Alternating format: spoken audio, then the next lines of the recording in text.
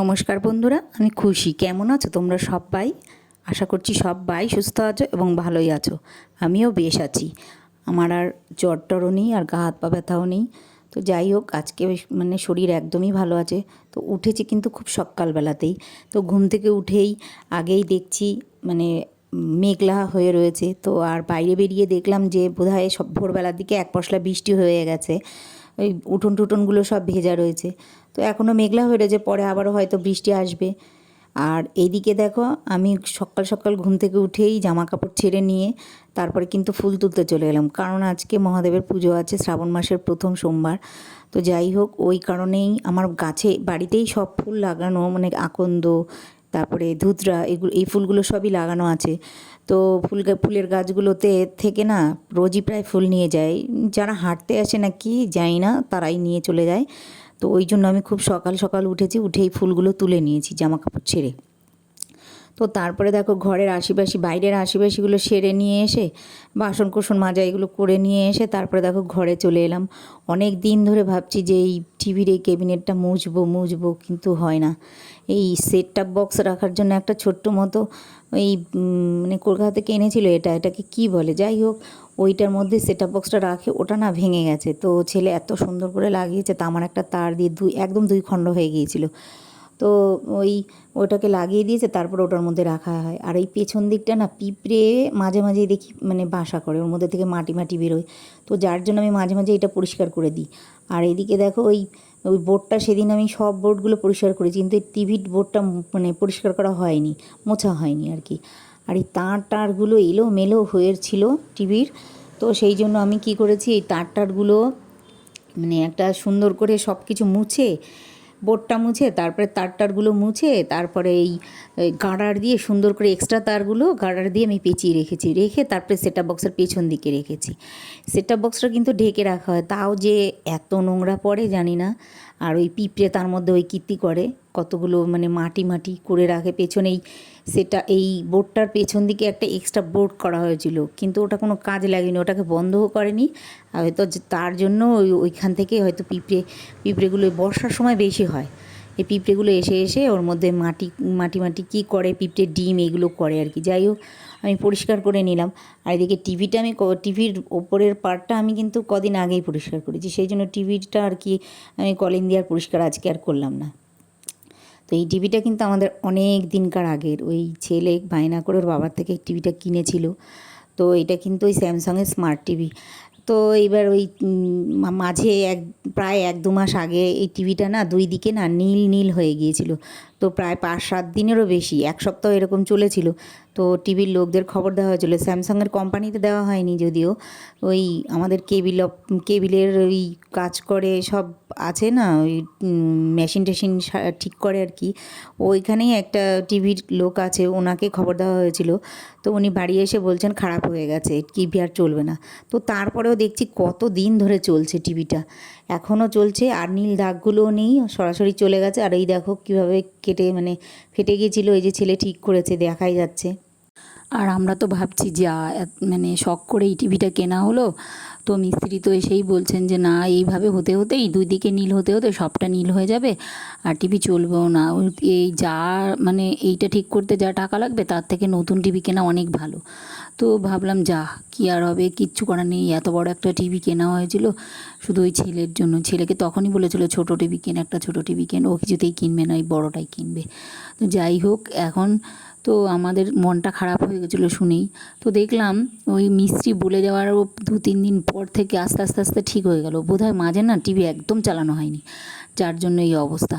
তো তারপরে দেখলাম একদম পুরোপুরি ঠিক হয়ে গেছে টিভিটা। তো এখনও চলছে ভালোই, এখন মাঝে মাঝে খবর টবর চালানো হয়, এগুলো চালানো হয় আর কি। তো যাই হোক, জানি না কতদিন চলবে, বলতেও পারছি না। ও খারাপ হয়ে গেলে আর কিছু করার নেই। আর এইদিকে দেখো, আমি ওই কাজগুলো সেরে এসে তারপরে ঘরটরগুলো ঝাড় দিয়ে নিলাম, কারণ এই সকাল সকাল ঘর ঝাড় দিয়ে উঠোন টুটন ঝাড় দিয়ে নিয়ে পুজো করতে বসবো। তো একটু দেরি করছি, তার কারণ বাজার থেকে আমার দুধটা, তারপরে ফল টল এগুলো আসবে, তারপরে তো আমি পুজো করতে বসবো। সেই জন্য আর এখনও ট্যাবের জলও আসেনি, গঙ্গা জলের টাইমও হয়নি আসার। তো ওই জল টলগুলো তুলবো, তারপরে আমি স্নান সেরে তারপরে একবারে ঘরে আসবো, সেই জন্য একটু লেট করছিলাম।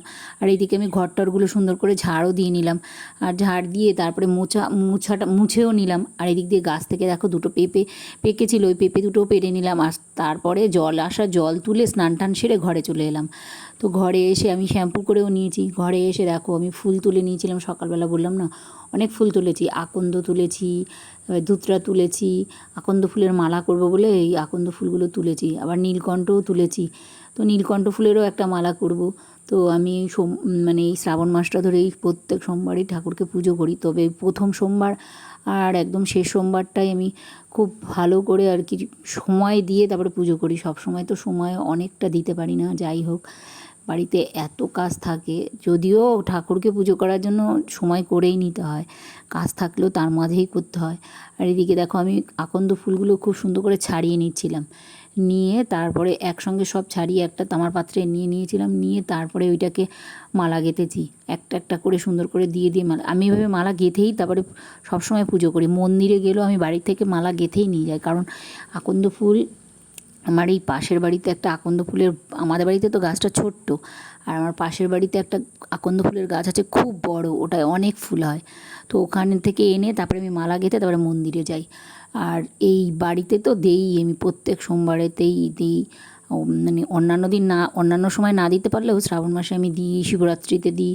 তো যাই হোক, আর আমাদের এখানে তো একটা মন্দির আছে, আজকে যাওয়ার না, হয়তো শেষ শ্রাবণ মাসের শেষ সোমবারে হয়তো যাব, মানে বলতে পারছি না এখনও কী হয় না হয়।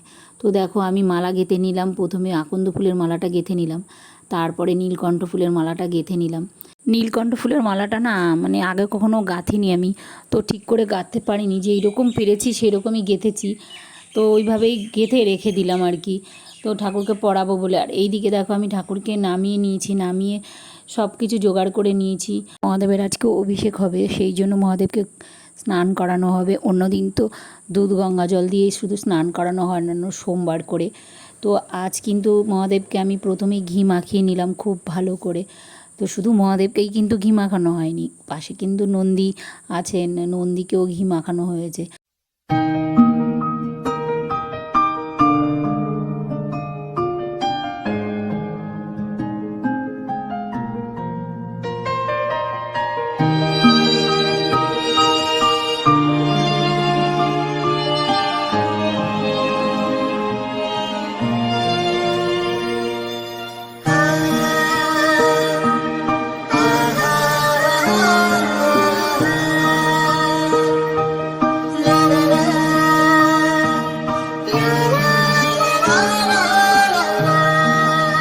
মহাদেবকে ঘি মাখিয়ে একটু রেখে তারপরে কিন্তু আমি ওই দুধ গঙ্গা জল আর দই আর এর মধ্যে কালো তিল এইগুলো একসঙ্গে মিশিয়ে কিন্তু মহাদেবকে স্নান করিয়ে নিয়েছিলাম।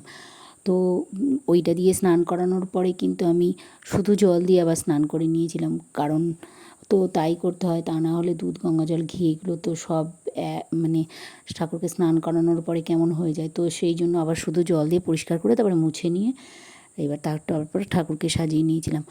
আজকে পুজো দিতে আমার প্রায় 3 ঘন্টা লেগে গিয়েছিল। তো মানে আমার মাকে দেখতাম এরকম প্রত্যেক দিনই প্রায় 3 ঘন্টা 4 ঘন্টা করে পুজো দিত। তো মার শেষ সময়ে, মা এখন আর আমাদের মাঝে নেই আর কি, মায়ের অপারেশন হবে বলে আমরা পিজিতে ভর্তি করিয়েছিলাম, তো সেখানেই 12-13 দিন ছিলেন, তারপরে আর কি মারা গেছেন। তো আমরা ভেবেছিলাম সে মানে হসপিটালে যাওয়ার আগেই মা মানে মানে এত শরীর খারাপ মার, তা ওই 2-3 ঘন্টা করে পুজো দেবে, পুজোয় বসলে আর উঠতে চায় না, ঠিকমতো টাইমে খাবার খায় না। তো আমরা বকাবকি করতাম 3 বোনই, যে কেন তুমি এখন বসতে পারো না, বসলে উঠতে পারো না, উঠলে বসতে পারো না, অসুবিধা হয়, কষ্ট হয়, তাহলে তুমি পুজোটা কোনো রকম দাও, না হলে বাবুদিক আর কি, সেরকম বলেছিলাম। তো মা কার কথা শুনতোই না, ওই রকম মা মানে পুজো দিতে গেলে আমরা থাকলে, মানে ওই বাড়িতে যদি আমরা থাকতাম তাহলে একটু আধটু মানে কম সময় ধরে পুজো দিত, বলে কি এই দেখ এত কম সময়ে পুজো দেওয়া যায়, এরকম বলতো। তো আমরা তো আর বুঝতে পারিনি যে এরকম মা আমাদের ছেড়ে চলে যাবে। তো যাই হোক, এখন তো আর নেই, তো মাকে দেখতাম এইভাবে পুজো করতো। তো আমি আবার এত মানে সময় ধরে পুজো করতে মানে সময় তো পাই না এক কথা, তারপরেও যে পুজো হচ্ছে যার যার মানে মনে থেকে আসে, যে যেইভাবে মানে সব পুজো করে সে সেইভাবেই আর কি। যাই হোক, দেখো এইদিকে আমি কিন্তু ঠাকুরকে সাজিয়ে গুছিয়ে নিলাম।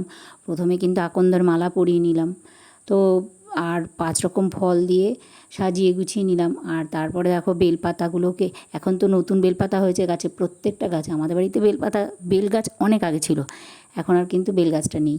তো ওই পাশের বাড়ি থেকে বেল গাছটা নিয়ে এসেছি। আবার নাকি বলে, জানি না আমি এটা সত্যি কিনা, বয়স্করা বলেন যে ওই বেলপাতা আর কি, যেই গাছে বেল হয়েছে সেই গাছের পাতা দিয়েই পুজো হবে। তো ওই পাশের বাড়ি থেকে আমি বেলপাতাগুলো তুলে নিয়ে আসি। তো ওই চন্দন মাখিয়ে বেলপাতা দিয়ে নিলাম ঠাকুরকে। আর দেখো এদিকে ধূত্র ফুলও দিয়ে নিলাম, দিয়ে নিয়ে আর আমার সিংহাসনটা এত ছোট্ট, ওই বড় এই পাথরের থালাটাও তে যে ঠাকুরকে রাখবো সেটাও হয় না, কারণ অনেক বড় থালাটা আমার, তো সেটাও হয় না। আবার এই বড় মানে এই পেতলের থালাটায় রাখবো সেটাও হয় না, মানে ওখানে ধরে না। মানে মহাদেবকে আমি আলাদা রেখেছি, তো ওখানে ধরে না। তো তারপরে কি করব, একটা ওই তামার পাত্রই মাঝারি সাইজের আছে, ওটাই এতেই ঠাকুরকে আবার সিংহাসনে যেভাবে ছিল আগে সেইভাবেই বসিয়ে রাখা হয়েছে। আর তারপরে দেখো ঠাকুরকে ভোগ নিবেদন করব বলে আমি ফল বানিয়ে নিচ্ছিলাম। তো ফল কাটতে কাটতে দেখো এই বটিটা দেখছো তো, এই বটিটা হচ্ছে ফোল্ডিং বটি। এই বটিটা ওই তোমাদের রান্নাঘরে ওই দিন কড়া দেখিয়েছিলাম না, সেই কড়ার সঙ্গে একসঙ্গে আনা হয়েছিল, এই 12 সালে আর কি আনা হয়েছিল, সে অনেক দিনকার আগে। তখন আমি ছোট্ট একটা বেড়ার ঘরে থাকতাম, তো তখন আনা হয়েছে। আর মানে আগে তো আমার বটিটা ছিলই না ঠাকুরের, শুধু তার থেকে আনা হতো, ঠাম্মা থেকে আনা হতো যে ঠাকুরের বটি নিয়ে কোনো কাজেই হলে। আর আমাদের বাড়িতে ভাদ্র মাসে সংক্রান্তির দিন মনসা পুজো আর বিশ্বকর্মা পুজো একসঙ্গে হয়, অনেকটা বড় করে। এখন যদিও ছোট করে হয়, তো আগে অনেকটাই বড় করে পুজো হতো, তো সেখানেও লাগতো। তো ওই জন্যই আমি এই বটিটা কিনেছি। তবে না, এই বটিটায় সব কিছু করা যায়, আঁকটা মানে কাটা যায় না।